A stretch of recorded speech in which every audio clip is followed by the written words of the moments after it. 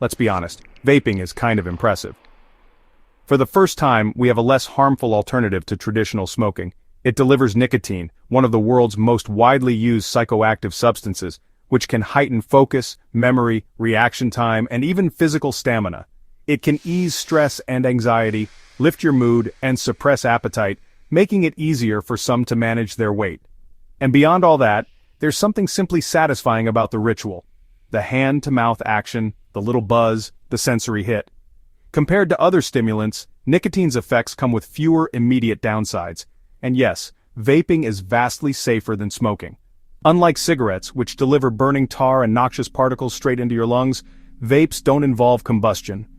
But today we're focusing solely on nicotine vapes. Nicotine is undeniably addictive, one of the most habit-forming substances we've discovered. Still, if vaping is so much safer than smoking, is it really that harmful on its own? Because even as smoking rates slowly decline in the West, particularly among teenagers, vaping is exploding. In the UK, as of 2023, around 20% of children had tried vaping at least once. In the US, 8% of students are current vapers, with 25% of them using vapes daily, most of which are flavored. So, how does vaping actually work? A vape device is essentially a mini tank filled with liquid. A small coil heats the liquid into what we call vapor. The main ingredients? Propylene glycol and glycerol, chemicals used in fog machines, food production, cosmetics, paints, and plastics. When you take a puff, the coil heats up, turning the liquid into a mist that you inhale. But here's a surprise. It's not true vapor. It's an aerosol, a dense, warm, chemical-laced mist full of microscopic droplets. Those droplets coat your mouth and tongue, travel into your lungs, and reach the alveoli, the tiny sacs where gas exchange happens. That's where nicotine hits your bloodstream and rushes to your brain.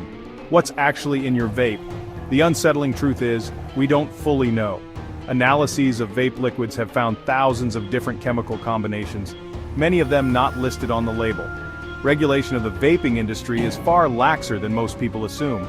Now, a lot of the ingredients are technically safe for eating or topical use, but that doesn't mean they're safe to inhale. Cinnamaldehyde can damage cells and DNA when breathed in.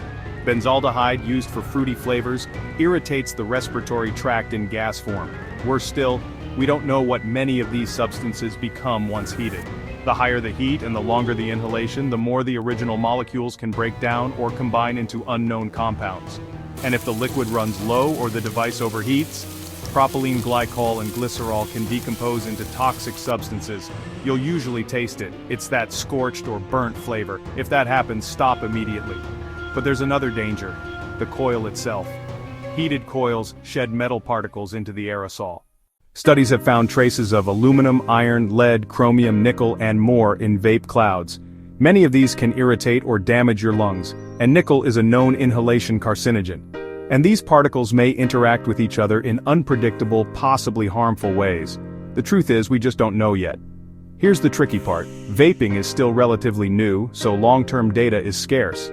Most existing studies involve smokers who switch to vaping, so yes, for smokers, switching to vapes cuts down disease risk significantly. If you smoke, switching is a no-brainer. But what if you never smoked and started with vaping? In the short term, many vapers report coughing, wheezing, excess mucus, throat pain, and shortness of breath. Long-term effects? We're still waiting. The first major study on non-smoking vapers only started in 2024, and results will take years. In many ways, vaping is a massive, ongoing medical experiment, and if you vape, you're part of it. What's truly different about vaping is the sheer volume of nicotine it delivers. Smoking 20+ cigarettes a day is tough. It burns your throat, smells bad, and takes time. But vapes? They're discreet, smooth, and easy to use non-stop. It's not uncommon to go through an entire vape in a day. This delivers enormous nicotine loads directly to your brain, making vaping powerfully addictive. And for teenagers, that's especially concerning. Their brains are still developing and nicotine receptors are hyperactive during adolescence. What's certain is that quitting nicotine is notoriously hard. Withdrawal includes intense cravings, mood swings, anxiety, poor sleep, irritability, headaches, and trouble focusing. Appetite returns with a vengeance, leading some to gain weight. Vaping also comes with a strong behavioral component, habitual and hard to break. The silver lining, withdrawal is temporary.